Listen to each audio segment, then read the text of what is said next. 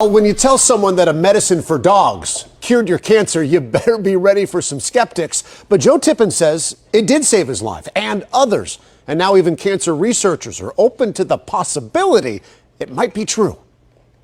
My neck, my liver, my pancreas, my bladder, in my bones, it was everywhere. 2 years ago, Joe Tippin says he was told to go home, call hospice, and say his goodbyes. The doctors were unanimous. He was going to die of small cell lung cancer. Once that kind of cancer goes that far afield, the odds of survival are less than 1%, and the median life expectancy is 3 months. Tippin says he went from 220 pounds to 110, but that was January of 2017.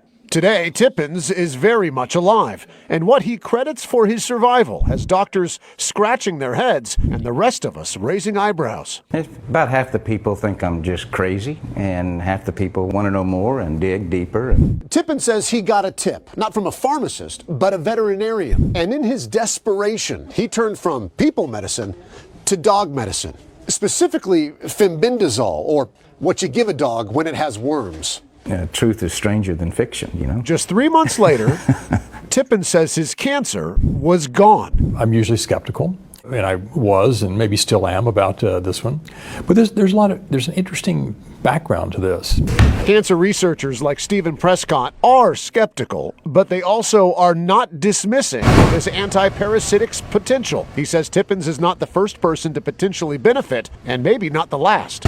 Scientists at many credible places have done work on this for years. But was it the dog dewormer, or was it something else?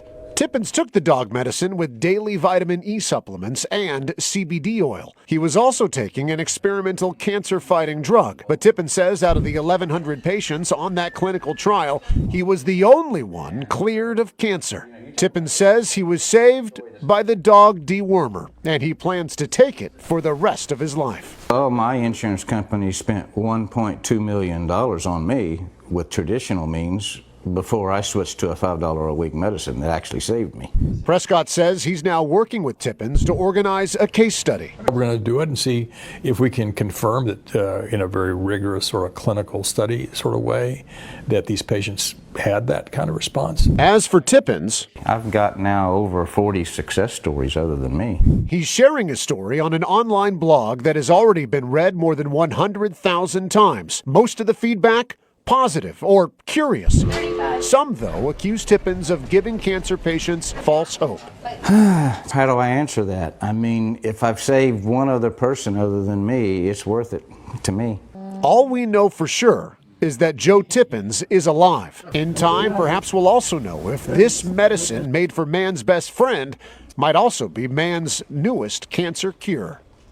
Fascinating. You know, when you're in the fight for your life, you don't care what it is. If it works for you, it works. Yeah, absolutely. And he says, listen, I'm not a doctor. I'm not an expert. I cannot tell people to take this. I can't. He said, but it worked for me. And if somebody else wants to do the same thing, then they can do it too. Interesting thing, though, is that, you know, he mentioned $5 for that. He says it's actually doubled in price because when you type in fembendazole in Google, one of the first or second things that pops up is cancer cure.